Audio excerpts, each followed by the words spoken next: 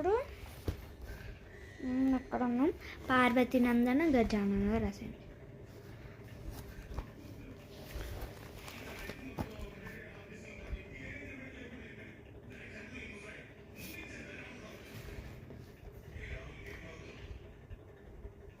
తర్వాత ఏం రాస్తారంటే సూక్ష్మనేత్ర గజానన రాయండి మీరు.